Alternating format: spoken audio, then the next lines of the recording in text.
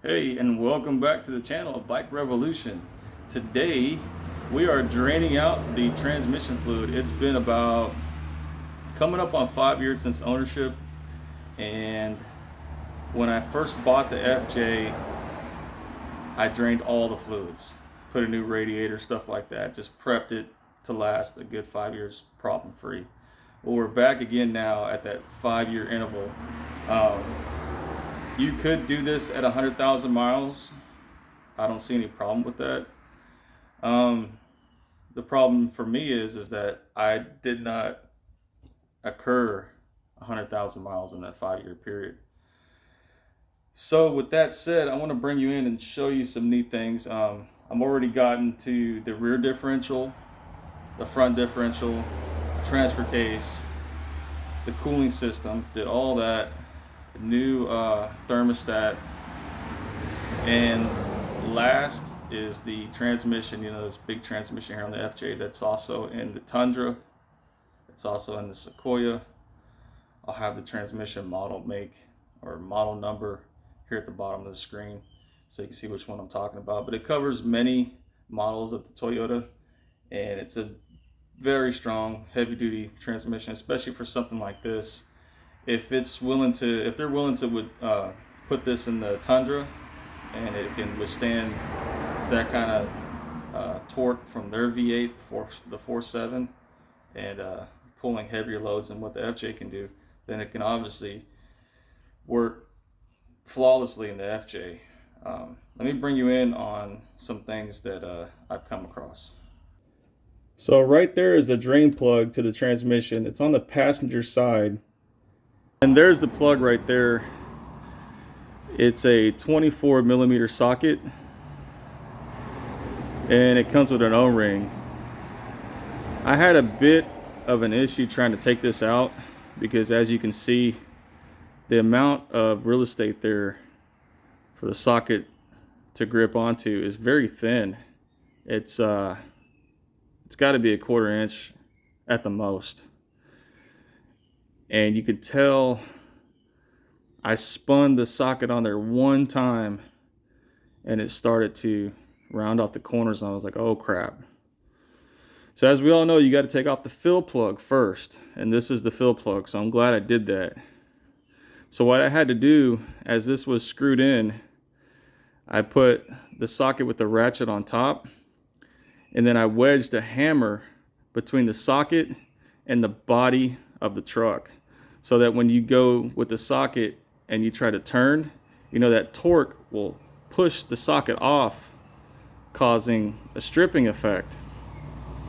Well, with that hammer wedged in there, that socket couldn't push out, and you got to make sure it's nice and tight in there when you do it. Let me show you what I was talking about. There's the fill plug, there's the socket, and up in there I would take this hammer, and it was very, very tight, but I wedged it in here, and if you can imagine, over here on this side would be the body. You'll know when you put it up in there. There's just enough room for like a hammer. And that way, when I went to spin the socket, it wouldn't back off. It couldn't back off. So it's being pressed really hard. And that's the only way I got it off. And that kind of scared me. And I said, I really don't want to use this again. So I got lucky. I went to O'Reilly's and I found this. There's the part number. It's an M18 by 1.5.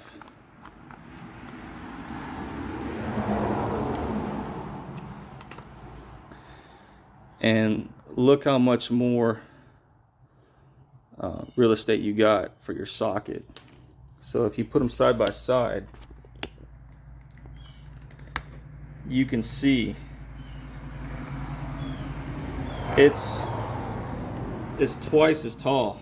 So where your socket would hit this and bottom out, here it would go in a good deep weight, a good amount, and be able to catch that without spinning off and stripping. Now it's not the same size, it's not a 24, but that doesn't bother me, and that's really not an issue. Let's see if it's a 21. No, I bet you it's a 19. Yeah, so it's a 19 millimeter. But man, let me tell you, O'Reilly came through on that. I was surprised. And I was able to get that. Now it also comes with a crush washer. You can put an O-ring on there if you want. Crush washer will work just as fine. Remember, this is a fill plug, so the fluid isn't sitting there, but it will hold. Now another thing I came across, now they didn't have it, but it's a M10 by 1.5, and that's your actual drain plug. It's a tiny little guy, and again, it's 16 years old. It's starting to age,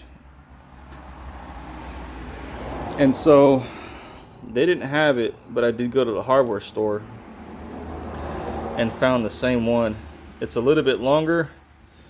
I don't believe that there's going to be interference in the pan. You can always cut this down with the angle grinder if you wanted to. I'm going to put a crush washer on it and send it.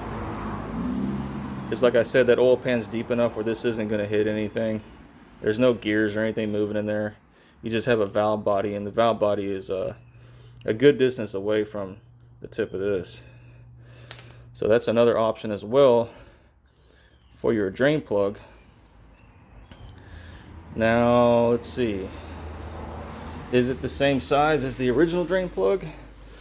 Let's see, the original drain plug was a 14 millimeter. Looks like we stepped up another size.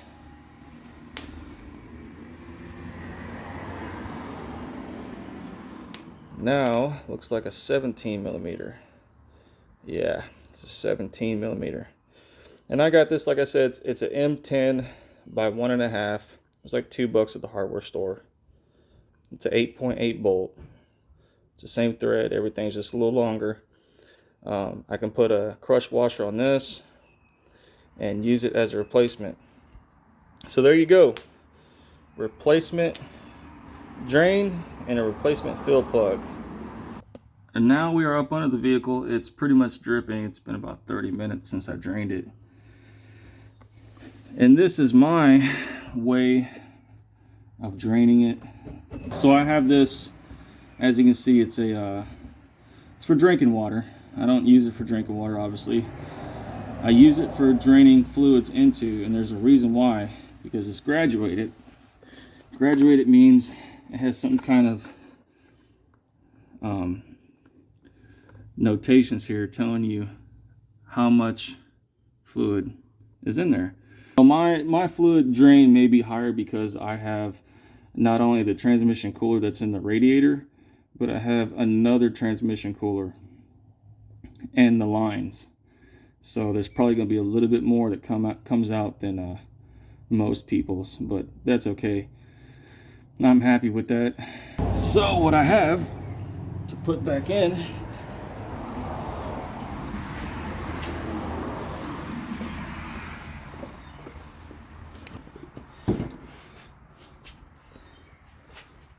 is this stuff right here. Valvoline full synthetic max life transmission fluid, and they come in 1 gallon bottles, and it says right here it's for Toyota Lexus type T, T3, T4, WS, and so on and so on. One of these, I think it's the WS.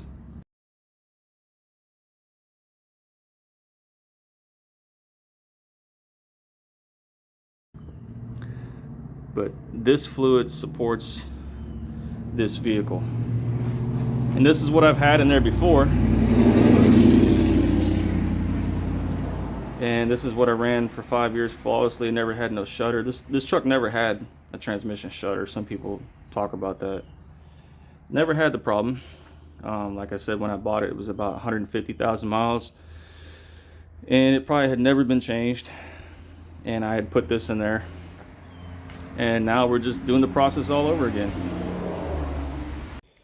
So just to show you what I do, I have these 2 water bottles left over. When I did the coolant, I got concentrated radiator coolant, and I mixed it 50-50 with my own distilled water because it was just more affordable that way.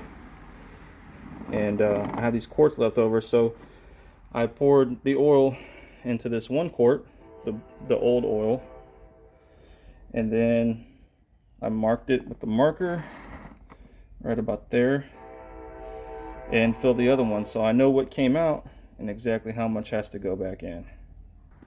Now here's my pump that I'm going to use. I have plenty of reach with this long hose, and this is the part that's going to go into the bottle, and I've got this breather line put on there because this part just wasn't long enough, and this kind of worked out perfectly because it goes down and it'll go to the corner of the bottle. So as you see, if it screws in right about there, it'll be sitting down right at the bottom of the bottle, sucking up the very last of it. So that's basically it on the transmission.